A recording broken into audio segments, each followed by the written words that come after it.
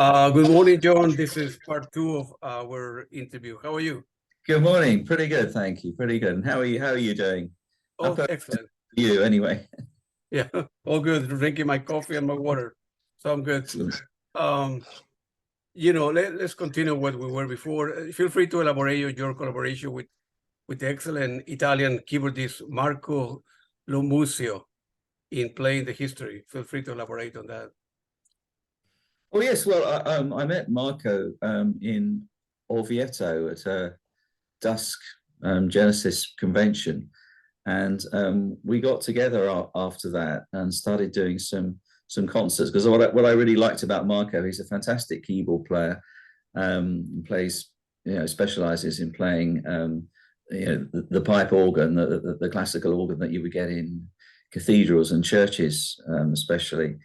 And his speciality is playing prog rock music, but arranged for organ.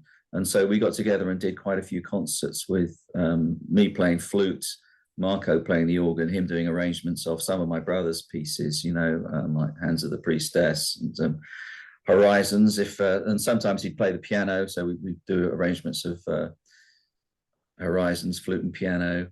And we did a lot of concerts, and we have done around Italy particularly, and we also did a European tour, and it was thoroughly enjoyable and rewarding. If at times a bit loud, because sometimes you find yourself in some of these organ lofts where the organ console is up high in a church, and I'm stood there with my flute, and I'm right next to these huge great pipes.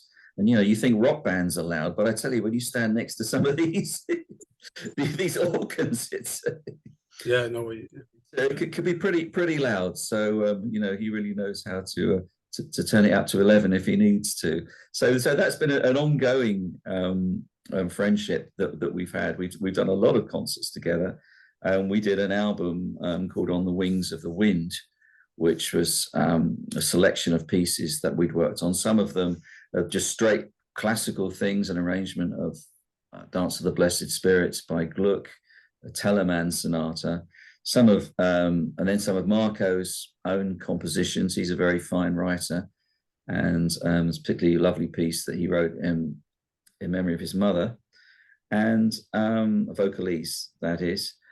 And then also some arrangements of my brother's pieces. And I think the album ends with an arrangement of After the Ordeal, the Genesis piece from Selling England by the Pound, with arranged for flute and organ. So that's on the Wings of the Wind. That's an album that I'm very proud of. And in fact, what happened was I didn't see Marco for a while because of the pandemic.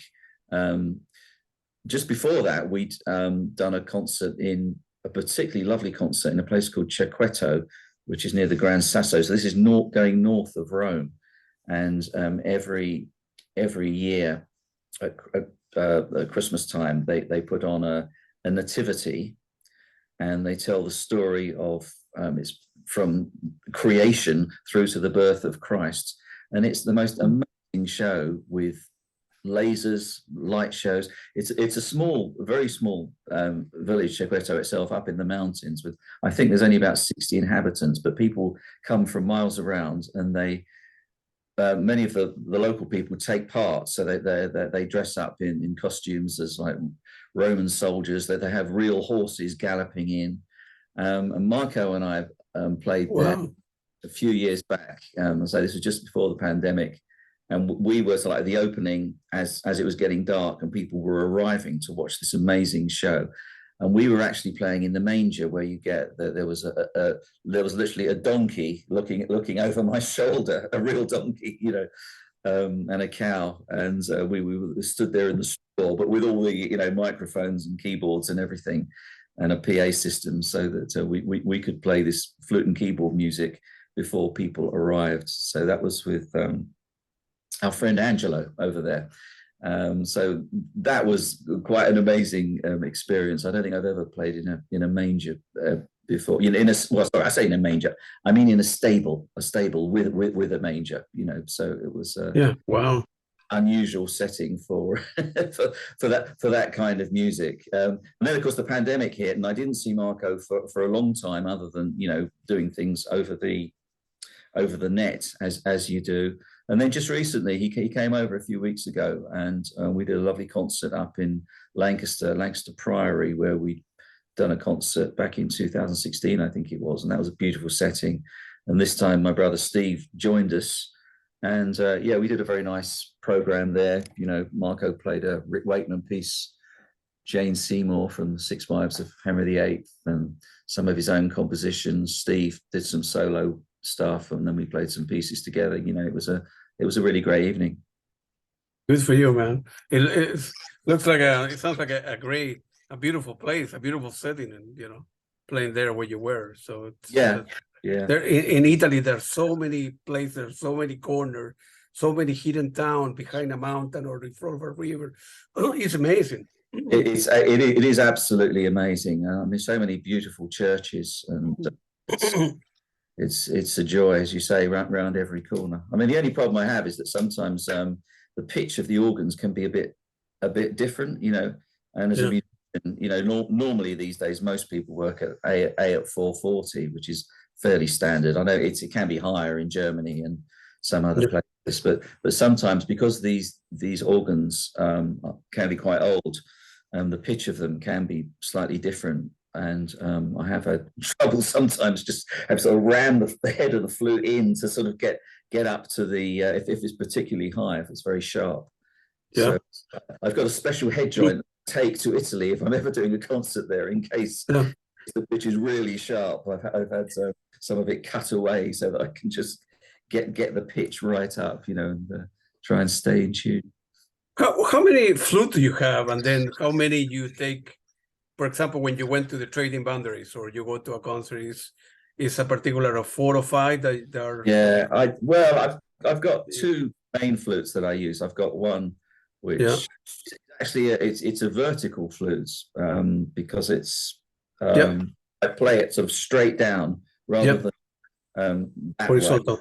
Basically, because I had an injury to my neck and my back a long time ago now, back in 1993, and I've never been quite the same since I had this injury. And so playing the flute vertically like this, more like you would play a clarinet or a soprano sax, is much easier on the neck. So that's one I use. I've got another one that's got a bit of a bend in it, which again means you don't have to turn your head quite so much, and that's also very useful. So they're my main 2. I always take a backup. I've always got another spare flute somewhere, just in case something goes wrong. Got the other flute that I do love to use. I don't get to use it as much as I would like to, is the alto flute, which is a bit bigger, thicker tube, and it's a deeper sound, and that produces can be a very beautiful tone. So I think I did use it actually when we were down at Trading Boundaries a week. I played a version of, because Marco and I have been playing a version of Moonchild, the King Crimson number, recently, and I tried it. It's the first time I've ever played it on the alto. I tried it on the alto flute with my keyboard player friend Matt Lum, and I really like the sound of it. It's a beautiful, quite a sort of haunting kind of sound, Yeah, beautiful. And then you began collaborating with another Italian band called Rome Project, with whom you recorded on several of their albums. Man, you have worked with a lot of Italian people. Italian musicians, Well, I love Italy. Yeah, I love Italy. Yeah. Italian people are always so friendly, and I guess a lot of it comes down to the fact that Genesis was so popular there. Absolutely, popular in the early days, and so that there's a tremendous interest in that kind of music. And I guess with my connection, I mean, I've often wondered why they were so popular. I don't know, but I mean, do you think maybe it's So what happened? The love of melody, maybe. I don't know. I mean, not the Italian love of opera, and music of Genesis is incredibly melodic. Yeah, they in the 70s when Genesis became popular and started touring, there were many progressive bands in Italy, like PFM, Yes, of Liorme, course. and so on and so Yeah, forth. So yeah, Italians in general, because they love opera, they always have an interest in progressive rock. So yeah, when when Genesis start playing there, at the beginning, Genesis when let's see with Anthony, Tony Banks, Peter Gabriel, Mike Rutherford, they were playing in doing gigs in London at the beginning, 72, 73. They were filling an audience of 50, 100 people, small clubs, small coffee shop. And then all of a sudden, they combined to do some tours in Italy. And then all of a sudden, 5,000 people show up, or then 10,000. So it went from 50, 100 to 5,000 folks. And they did different gigs in Italy at the beginning. They became very, very popular. So always, Genesis has always been very popular in Italy. And then in your case, you mentioned, hey, somebody named Hackett is in town to do a concert. Everybody will, I suppose, rush in and do the gigs. Another example would be Peter Gabriel is going to be starting his tour in May, and he's doing the first show, I think, in Poland, and then second show he's going to two shows in Italy. The third one is Milan. The second one is escaping the name. I need to look it up, but they're sold out already. So yeah, any Genesis, yeah, so you yeah. could have you should have a second nationality there, an Italian passport. My wife loves Italy as well. We always Yeah, love yeah, going. We've got so many friends there. I mean, also, I mean, the band The Watch. yeah, I've played with them several times. They're really, yeah, really, and yeah. yeah, And also every time that Steve, your brother goes there, yeah, every show is sold out. So yeah. And you mentioned playing the history as well, because Marco Lamuscio was part of the Playing the History project with yeah. other Italian friends, Carlo Matucci and Giorgio Gabriel from The Watch, and Mm. two albums together, and they were great fun with special guests. David Jackson, of course, from sax player from Van der Graaf Generator, saxon flute player from Van der Graaf Generator. He was on both those Playing the History albums that we did. So Yeah. there's a big connection with Italy. Yeah, absolutely. And tell us about your relationship with Nick Fletcher. The working that you did with him Yeah, and as part yeah. of Well, the John Hackett band. I know he's a special person for you in your life. So absolutely. Yeah, I living here in Sheffield. They have there's a cathedral here. Well, there are two cathedrals as it happens, but in the Anglican cathedral, they have lunchtime concerts. And this was, I think it was back in about 2012 now. A friend of mine said he was going to see a guitarist who he said was reckoned to be very good. And so I went along to see this guitarist doing a classical guitar recital. And I was absolutely knocked out with his playing. And this was Nick Fletcher, who was playing his own compositions as well as a more standard repertoire from guitar repertoire. Absolutely wonderful playing. And so at the end of the concert, he had some CDs for sale, so I bought it and got him to sign it for me. And he had an email list, and I put down my name, John Hackett, and he said, "Oh, you're John Hackett. I've heard of you. I've been told," because he used to work a lot. He still does work with Dave Bainbridge, who many people will know from Life Science, who've been that's doing. right. But he and Nick go back a long way. I think Dave had mentioned to him that I lived in Sheffield and that maybe we would bump into each other one day. So anyway, that was the day we did bump into each other, and we got to know each other. We started doing some concerts as a flute and guitar, as a classical duo. So we did a few concerts in Sheffield itself, and then around the country. we did a couple of albums. The first one was called Overnight Snow, and which I happen to have a copy of here. I don't know if you can see that in your Oh screen. yeah, very very clear. Yeah, I'm rather proud of that one. The cover was actually it's a painting that my father did many years ago, and it's a Victorian Christmas card. Anyway, Overnight Snow, and that was a collection of pieces, including Handel Flute Sonata, because Nick, like me, has a great love of Baroque music as well as music from more modern 20th century and beyond. And also on that album, we included, there were some improvisations with Steve and with Nick and my brother Steve, and we went down and recorded with him. Quite a selection on that. There's a Scarlatti sonata with Nick playing solo and some other arrangements of Elgar. And we did a follow-up album as well. There's one called Hills of Andalusia with Sonatina Mexicana, it's called, by Domeniconi, an Italian guitarist.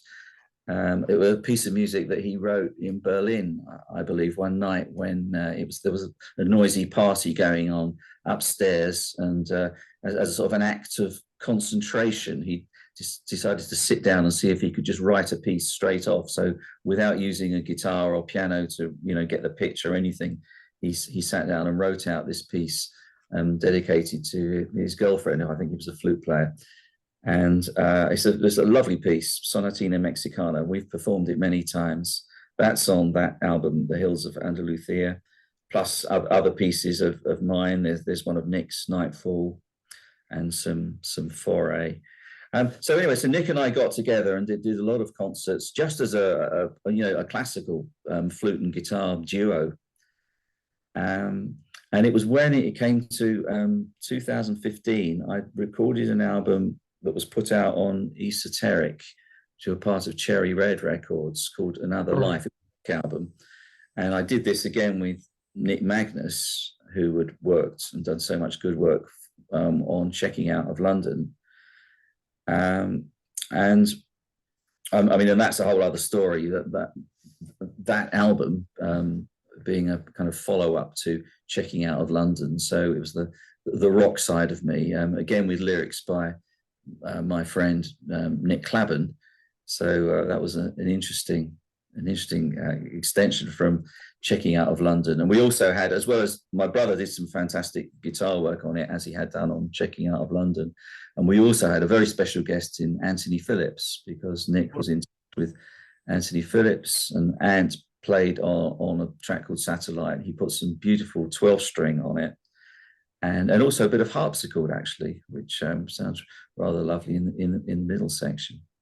So what happened was we were going to do a launch of the album, and I said I would perform it, some of the songs with me. Just, it was very informal.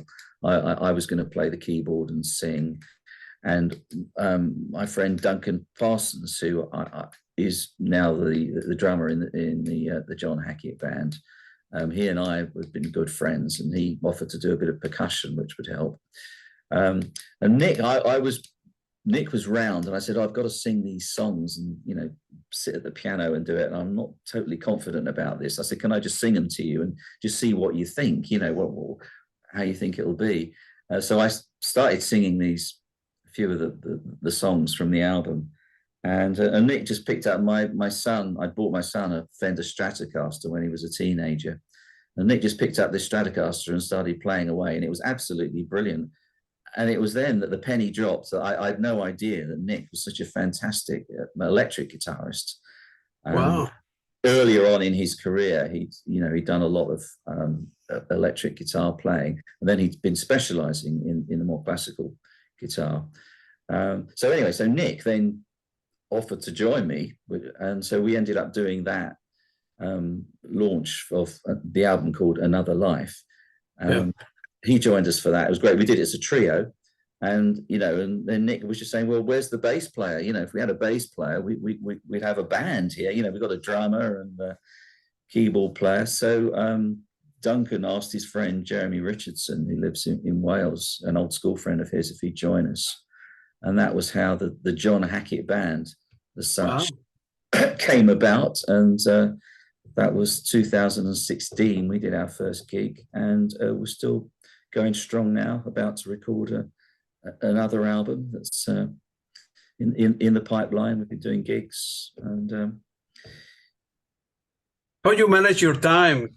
You want to do the John Hackett stuff with the John Hackett band and all the Italian people and different people all over the world. yeah.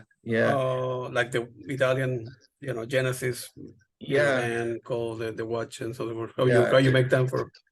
The most difficult thing I find, to be honest, is keeping my flute playing up to a really high standard, because, as you know, the flute for me, for most of my life, has been the most important thing. I've put most of my efforts into it, and to just try and keep your playing up to a standard where, you can play the Mozart concertos and Vivaldi and all the rest of it. And there's some very difficult French music as well, Chaminade Concertino and the Fauré Fantasy and pieces like that I've had to teach over the years. So that requires quite a lot of technique to do that, and you have to, as you say, manage your time. So I find that tends to sort of take up a big chunk of my time, is just trying to keep, my standard of playing up, and then it's a question of, how you allot time to being creative and to recording and all the rest of it. And I find it's a very different thing, when you're writing. So, for example, if I want to write a rock album, I need to, in a way, forget about the flute and all the technical stuff. So I don't want to be practicing scales. If I'm thinking about songwriting, I don't want to spend half an hour practicing scales before I do it, because it's the wrong kind of mindset. So I personally find it very difficult to switch from one to the other. So I have to kind of allocate time and say, well, okay, this week or for the next 2 weeks, I will sit down at the piano every morning, or pick up the guitar, whichever it is. I swap between the two for writing, and say, well, I will concentrate on just being creative. I won't worry about doing my scales and all the technical stuff that I would normally do to try and keep my playing in shape.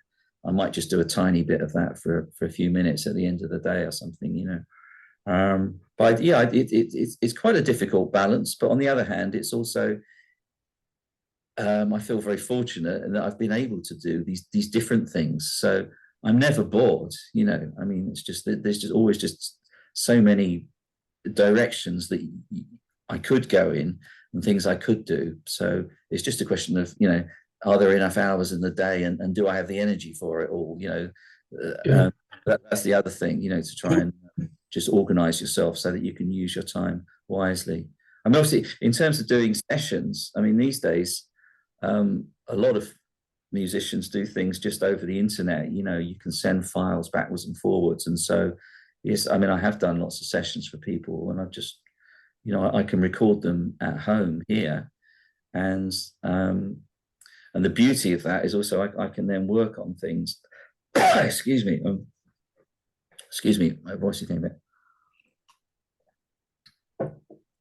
I recently learned during the pandemic how to use recording technology. I've always been very, very slow with all that kind of thing, and not being very good with technology, but I have learned to, how to edit and use effects and the things that you need to make things sound good. And so what I'm saying, if I'm doing a session for somebody now, I can get it into exactly how I want it to sound, sometimes even with, the exact kind of reverb sound that I would like to be used on it. And I can kind of take my time and get it right here in my little home studio, and then send it off. Hopefully, it just slot into place. So it's a different way of working from the old days, where you would turn up at somebody's studio to do things. But I always used to feel a real pressure with that, because, when somebody's paying a lot of money to be hiring a studio, you feel you want to be perfect just straight off, and not to be wasting their time making mistakes and learning things. So in many ways, it does give you the advantage that you can really kind of get things right and hopefully do a good job for people, and that, you know, it will fit in with what their vision of what they want. You know, I mean, I've just been doing a session for a guy called Roberto Vitelli, you know, who's writing some great prog music, and you know, I spent over 3 days just working on this flute part because it was quite a tricky piece, but great fun to do. And I was able to take my time over it. You know, I could never have. Well, I can't imagine spending 3 days in a studio, but you know, working just on the flute part. I mean, it's be very unusual. Yeah, it's very like it used to be like that. Remember, the studio time is very expensive. A lot of people need to be in the same room at the same time.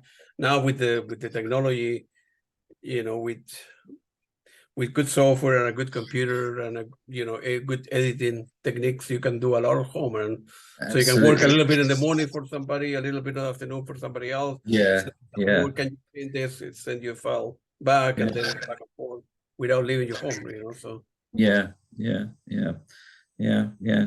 And I think the other thing that I feel these days is, I mean, I'm still trying to develop as a musician, and I've started practicing the piano a lot more. It's something that's one of my many regrets in life, that I didn't work at the keyboard. I didn't really take it very seriously. I was always far too busy trying to practice the flute and do all my scales and everything.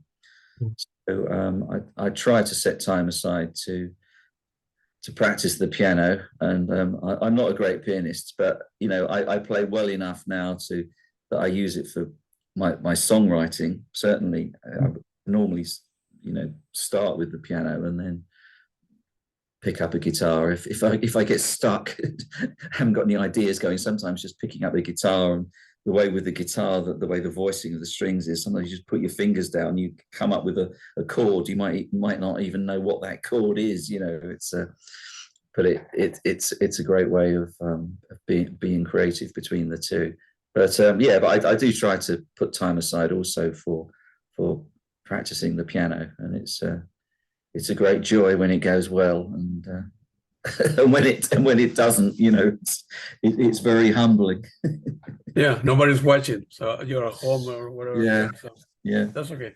You gotta do what you like and be good at it. And it takes time to learn an instrument and be sort of proficient, be proficient at it. So yeah. But I think that going back to like the John Hackett band, the great thing is that once we formed and got going, because Nick has this is Nick Fletcher, I'm talking about, our lead guitarist, because he has such an amazing technique and great musicianship, he's a virtuoso on the guitar, and that combined with my classical training on the flute and the technique that I've got, gives us, I like to think it's what makes our band sound a little different from, you know, every other band that's out there, you know. So we do try to feature that. So for example, there's a piece called Red Hair that Nick and I recorded originally on an album called Moonspin I did some time ago, and then Nick and I recorded a version on I was at Hills of Andalusia so we did a flute and classical guitar version, but then I can't remember who suggested it, but it was me or Nick, but we decided we'd do it with the rock band, and suddenly it turned from this acoustic piece into something, you know, much heavier and rocking. You know, it's a piece that's influenced really by Vivaldi. It's got a lot of arpeggio passages in it, very fast arpeggios played on the flute, but a bit of almost like the Gypsy Kings. It's got this sort of strumming guitar with it, but now played, you know, with the rock band, it gives it a whole extra dimension. And so it's a piece that we often do as an encore. So so following on from that, once the band got together, we did an album almost immediately. Actually, it's funny looking back on it, because we got together in 2016 in the February, I think it was, and then in May we were doing a gig over at the Classic Rock Society, as it was then. It's no longer going as such, but that was a great place started by Martin Hudson with help from Rick Wakeman and some other people. And it's quite close to us geographically here in Sheffield. And their main sort of reason for existing was to promote original music. I mean, I think occasionally they have had some tribute bands, but mostly that they went for original music. And anyway, we did a gig over there, and Tim Nightingale, who was the engineer, happened to record it. And so we put out an album, a studio album called We Are Not Alone.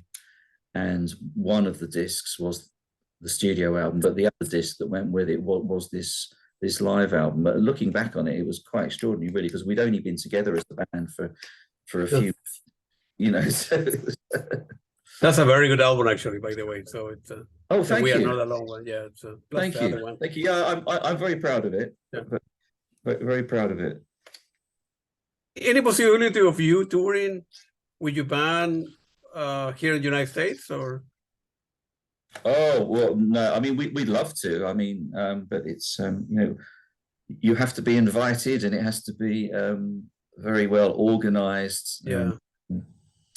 You know, everything has to be in place, and all the, I mean, it's a financial consideration. All the figures have to add up for it to be worth anyone's while, whether it's a promoter to bring us over and us to come. So I wouldn't rule it out. It would be lovely to do it one, but you've got to be practical. I mean, I think sometimes people think you just sort of, you jump in a van and off you go, and then you jump on a plane and you arrive and, hey, let's do a concert.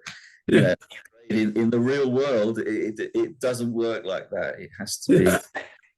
You know. Yeah.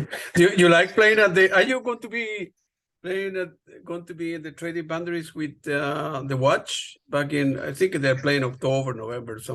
I haven't any plans yet to do that, but I often when they're over, they ask me to come and do guest spots. So I really can't say at the moment, but I always love playing with them, and they're very good friends. So I you know. I can't really say, but or going to I can certainly warmly recommend them if anyone's thinking of going to and doesn't know them. You know, that they are a fantastic band, and I love about the, although they when they do their shows, I think I might have said this earlier, but that they don't copy the costumes and all that kind of, but they do keep to the original spirit of the music. So yeah. Or going to South America when your brother is going to be playing with Genetics, the Argentinian Genesis tribute band also will be. Have you been there in South America? No. No, I've never actually been to South America. As such, no, not down there. No. It's beautiful. You will like it, man. Yeah. Very, very different. Let me put it that way. I'm sure. Yeah. In 2020, you end up releasing another beautiful album called The Piper Play His Tunes. Oh, yeah. And I think you end up playing all the instrument, right? And produce and mix it as a whole. Yes, I mean that was wow. Well, I mean, as we all know, it was a terrible time, wasn't it, for the world? You know, people losing loved ones, and the whole way that so many places had to be locked down. And certainly where we were here in Sheffield and in England, there was, you know, you had to stay at home most of the time, unless, you know, you were going out for a specific reason, to go to a medical appointment or go and get shopping, you know, to buy food to eat. So I just decided that I wanted to do something useful at that time. And as I said, in the past, I'd never been very good with technology. I always had to have help from people like Nick Magnus, you know, to do recordings. So I set about trying to learn the technology of recording. My wife's very good with technology, fortunately, so she was able to help download things. I also had Duncan Parsons, who's the drummer in my band, is also excellent with that kind of thing. So I was able to speak to him and get some help. So I put together an album and just decided the simplest thing to do would be, because of, you weren't allowed to meet up with people and play together. So I just thought, well, I'll just do everything myself and see if I can manage it. And it was a fascinating time. I learned an awful lot about how to do things and how not to do things, because sometimes I make horrible mistakes and deleted passages and lost bits, and Wow. business of trying to use different effects. I mean, these days, it's amazing what's out there when you think that Sergeant Pepper was recorded on 2 4-track reel-to-reel machines, and what you can get now just downloading over the internet. So my wife and my daughter is also pretty good with technology, and so she helped me as well, because there were times when I got a bit sort of frustrated and things would go wrong, and I'd say, oh no, I can't do this. And but yeah, got there in the end. And I even used, to some people's disgust, I used what I would think of as a drum machine. I mean, it's a recording package for drums, addictive drums. It was I used on it. And I had a great time, really. I mean, it was, although it was a terrible time for the world, for me, it was a creative time. I felt I did something useful with it. I put some songs on the album. I just put songs on it that I wanted to do.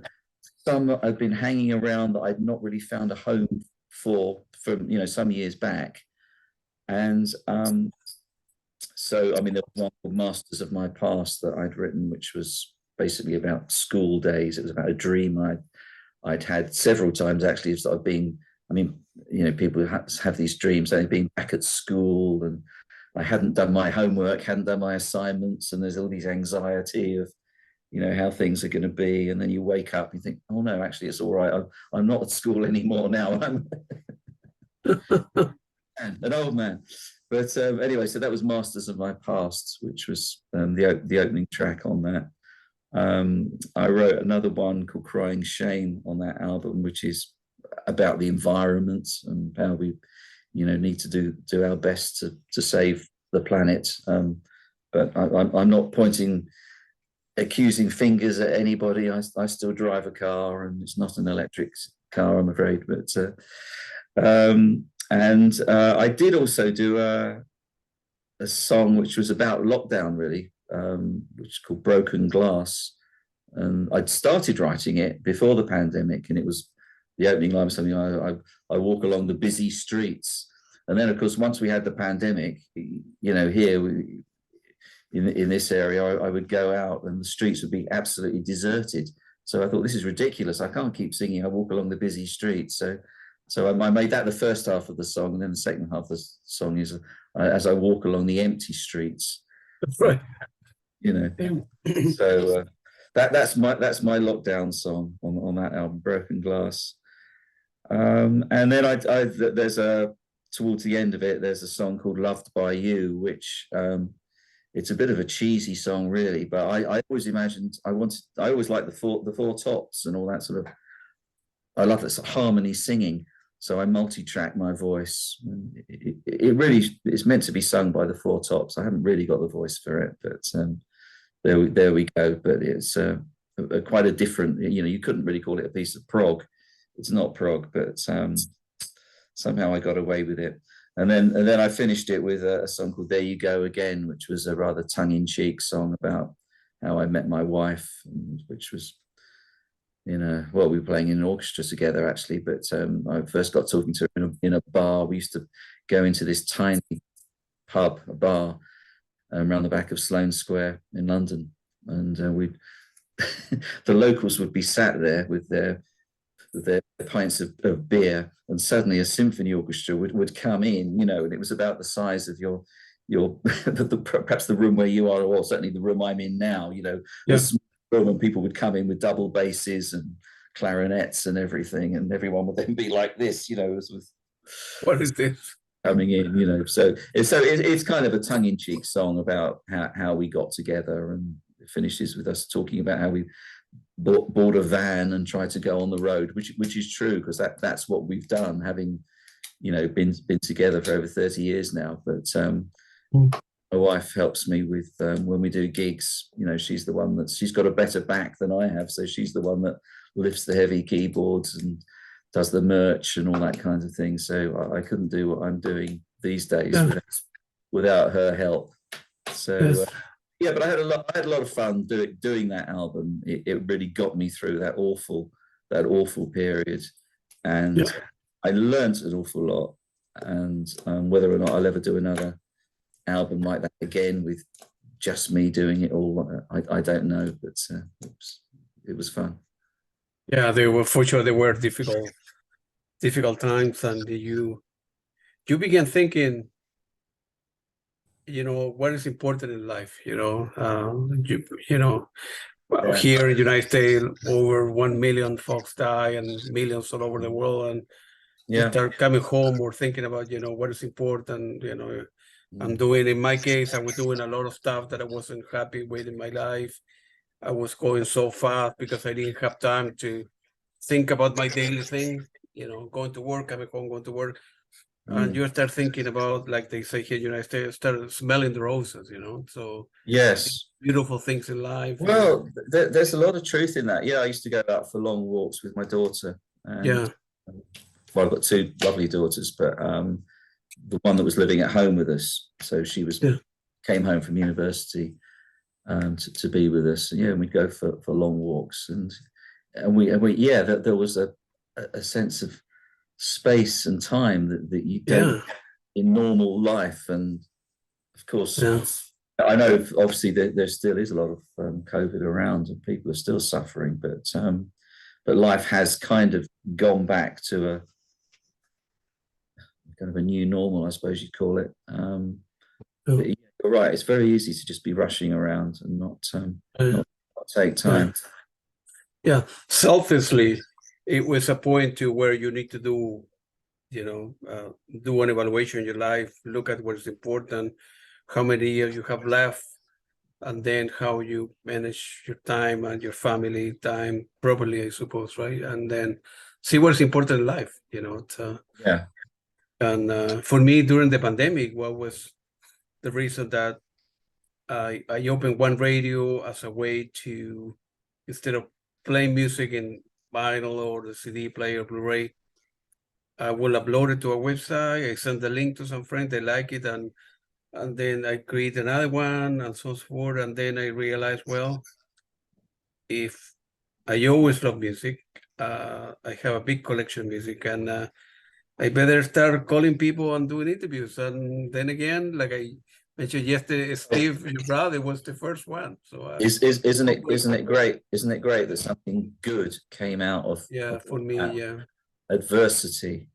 I mean that's all you can do really in life, isn't it? Is try to see the good in something, or try to make the best of it. If you possibly can. I know obviously sometimes it's not possible.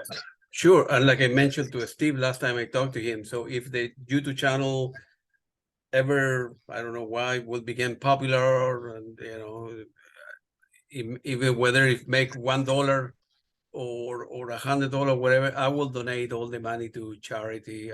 I'm not doing the interviews channel for money. I'm doing it because for the love of music, and in many ways, I want to create an archive for future generations. You know, who were the John Hackett, who were the Genesis guy, the Pink Floyd guy, who on earth was So for that's what always have been my motivation. All money.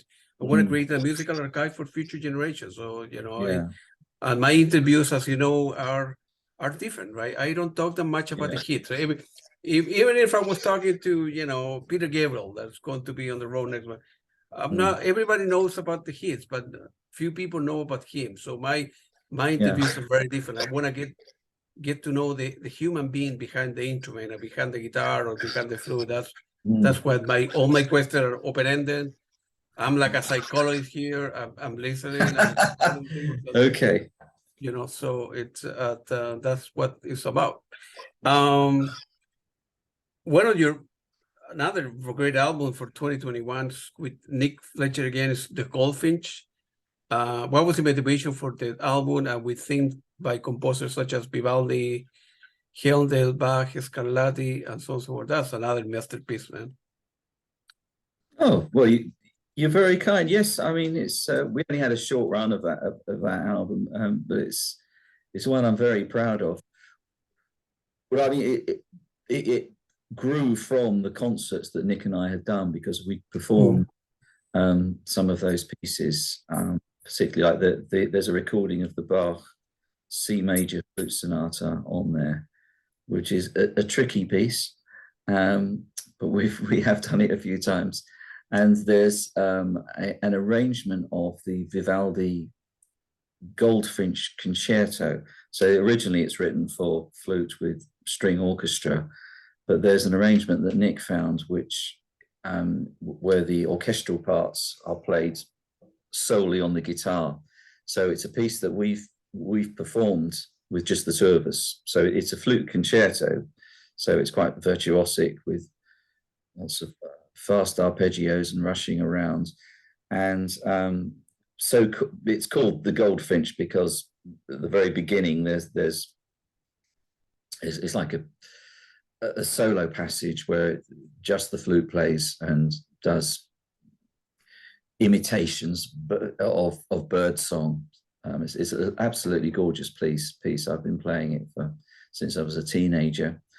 So it was great to be able to perform it with Nick in the concerts.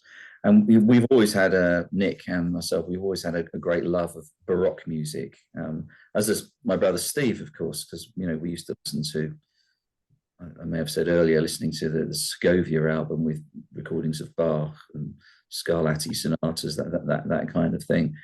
So it was lovely to be able to do an album. So we just made it. The other albums I'd done with Nick have been collections of music from different periods, but we decided that we would make this one Baroque.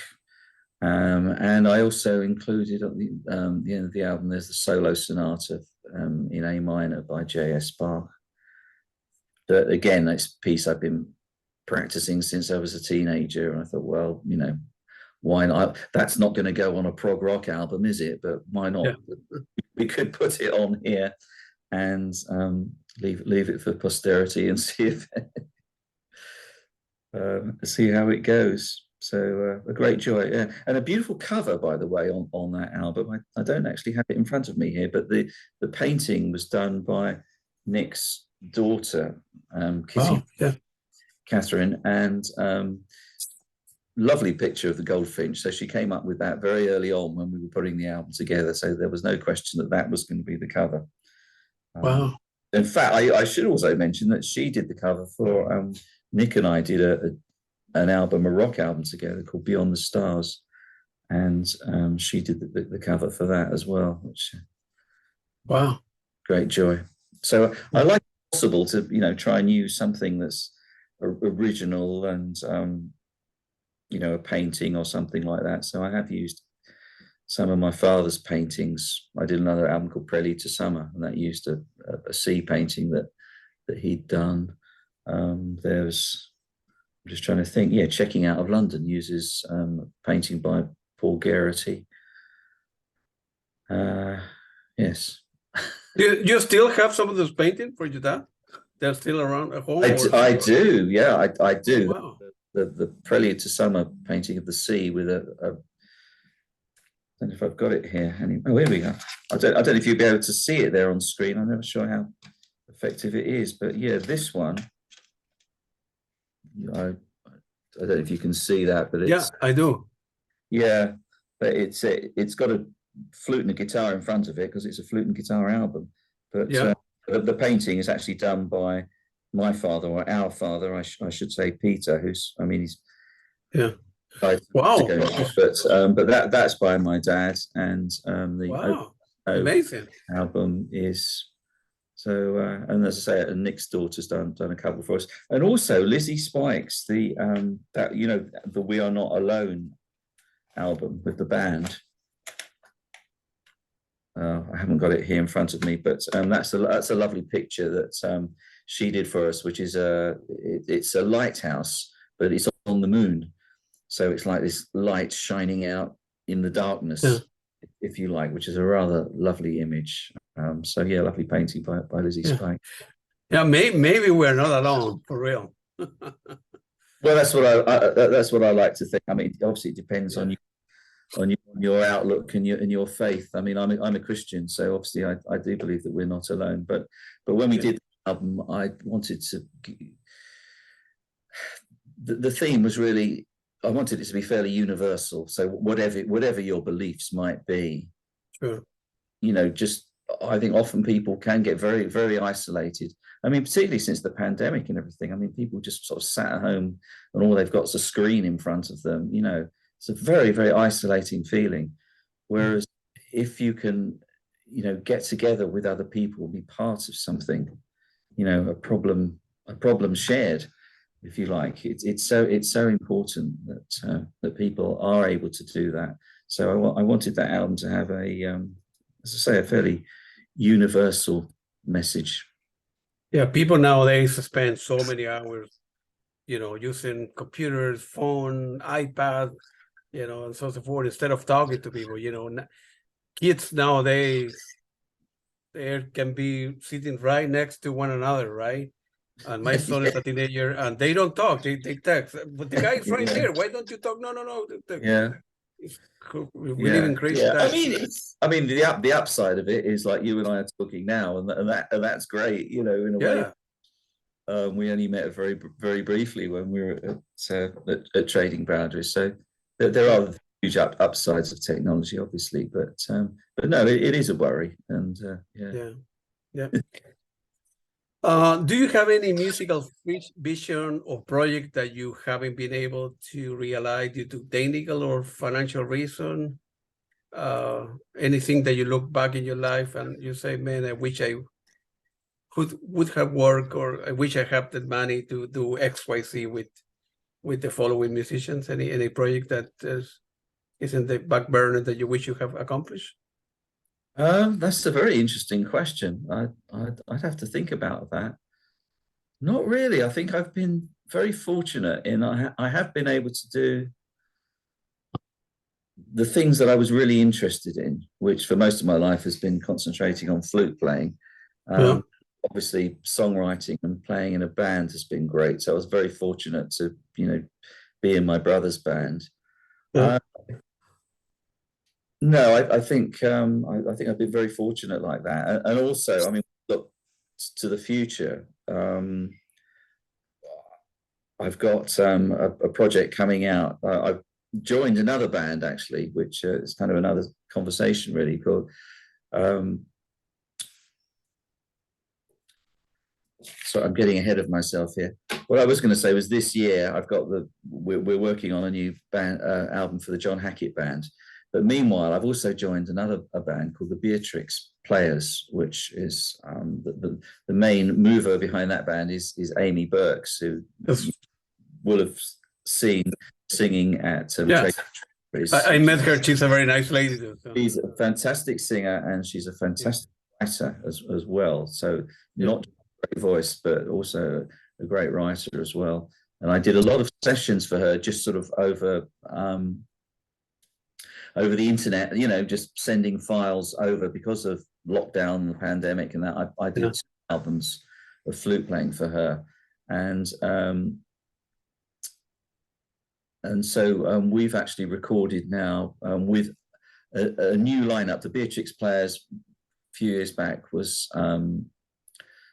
3 ladies, and now there are 8 of us, a mixture of people. We've got drums, and but what I love about the album that is now finished, and I think Amy's mastering it as we speak virtually. It should be ready very soon. But what I love about the album is that it's got what has always excited me, which is this combination of classical instruments and the rock instruments. So you've got the drums and you've got the bass, but you've also got some lovely cello playing by Jane Fenton, and obviously I'm doing lots of flute on it as well. So it's an interesting combination. Yeah. If I answered your question properly there, I don't know. I would love to do more stuff with an orchestra. I mean, yeah. I mean, if you regrets, yes, I would love to do more stuff with flute and orchestra. That would be nice. Obviously, it's not always possible to hire the LSO for the afternoon, but maybe one day, I will. And my own ambitions are to just develop more as a musician, really, to become a better pianist, to understand harmony better, to study music more, to learn to orchestrate properly. And my own feeling, if I'm honest, is I've only just ever sort of scratched at the surface of what I could do really as a musician, and whether that's through laziness on my part, or opportunity, or injury, or whatever. I feel that I've still got a tremendous desire to make music, and it's such a fascinating business, isn't it? I mean, there's a quote give it about Rachmaninoff, something like music is enough. No, I can't get it right. Was it music is enough for a lifetime, but a lifetime's not enough for music, or is it the other way around? It's something like that. But it's very meaningful. I mean, absolutely right. Yeah. So it's the basic idea that there's so much involved in just being a flute player. That takes a lot. To be a good pianist, that's a lifetime in itself.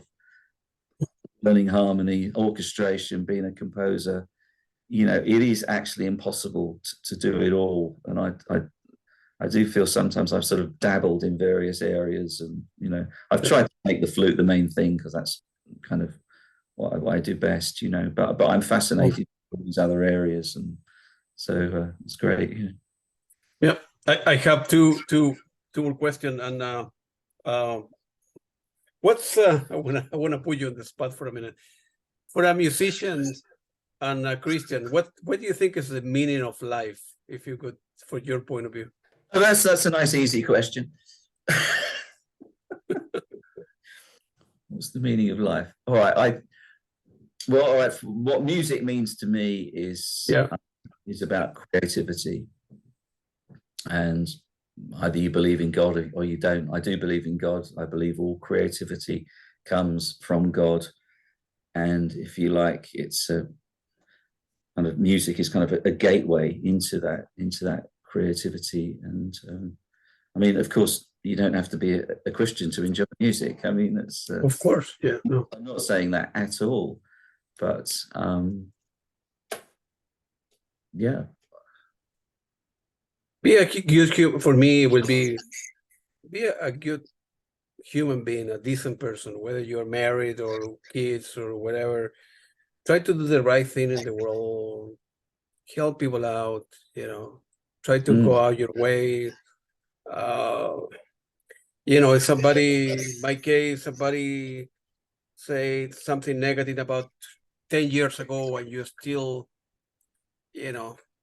keep on lingering in that, and you didn't forgive him or her, or you say something stupid to somebody else or whatever, that's foolish. Sometimes relationship or couples end up fighting for little things that that they're not meaningful at all, and try. I'm a Catholic like yourself, and this weekend is very important, so I'm going to be going to church again, and try to help people out, do the right thing, and music is an important part of the journey, if you will. Well, yes, as you say, music's always been part of church life, a very important part of it. So, as well. I mean, I play, our local church down the road here, and I'll be there tomorrow, and it's a joy to be, and a privilege to be part of that. And I'm the emergency pianist for the church. I mean, we have some really good piano players that come in, and keyboard players. So we're very fortunate like that. But sometimes there are weeks when there's nobody available, my wife, who organises the musicians' rota for that, she'll say, "Oh, we haven't got anybody. Can you play?" You know, and it's it's very nerve-wracking when you have to sit down, and sometimes some of the hymns, you know, if they're in a difficult key and they're in 4-part harmony and everything, but it's fantastic. It's fantastic training. So I feel I've been doing it for a couple of years now as the emergency key. Absolutely. And, I still get quite nervous about it at times, but I have improving. So it's quite nice to think that at my time of life that you can still improve, you know, even if it's the sheer terror of doing it. Yeah. Any plans for doing a follow-up album with Anthony Phillips, like, you know, the Geese on the Coast Part 2 or continuation? Oh goodness. No, I mean there aren't any plans, but Ant's a lovely guy, and yeah, he's a very nice person. If you ever asked me to do anything, I'd say yes, like a shot, of course, you know, because he's a fantastic musician, and it will be a privilege. But no, there aren't any plans as such. Yeah, a lot of people were waiting for Anthony and for Mike Rutherford to show up at the trading vendor. Of course, you know, I think Anthony had called. Yes, yeah. A lot of people were hoping for them to. Of course, yeah. I think I exchanged a couple emails with the guy, I forgot his name, Nick, that is running the Trading Boundaries event. I think they may try to do another. Michael Clifford. Huh? Michael Clifford, who runs. Yeah. I think they would. Right. Yeah. I think they would try to do like another similar event down the road. The same band, the same musician, and call it. It will be lovely. Yeah, I've no inside knowledge on that, I'm afraid. So I hope they do it. It was a great weekend, and absolutely, man, absolutely. Music Club were absolutely a joy to work with. Fantastic musicians, really excellent musicians. And I said to Richard McPhail the other day, I've never been in the same room, I don't think, with so many amazing musicians and singers as well. There were so many good singers, you know. I mean, Richard McPhail and Amy and you know, Bowness and yourself. Yeah. The band. It was astonishing. So no, I very much do hope that they are able to repeat. Will be great. Yeah. All right. Feel free to elaborate where the listener can buy your music. You know, venture your website, your channel. Okay, well, the John Hackett Band has our own Facebook page. Yeah. So that's worth having a look at to see gigs that are coming up. We've got a few gigs coming up later in the year. I have a website which is hacktracks.com, and you can also find me on. I have my own Facebook page, which is just John Hackett, which is the separate one apart from the band. But any of those links, you know, you'd be able to find out where you can have a listen to my music, our music, and we hope to see you at a gig somewhere soon. That's right. John, thank you very much again for your time, for all the stories and all the great music you have put together, and still making with the great band and all the great musicians you have played with. It was such an honor, and I hope to see you soon in your country. It's been an absolute pleasure, and thank you so much, Claudia, for your time. And thanks again. Yes, and it'd be lovely to see you. Hopefully, we'll be back at Trading Boundaries next time. Yeah. That's right. Very likely Trading Boundaries. Thank you very much. Appreciate it. Thank you. Bye-bye now.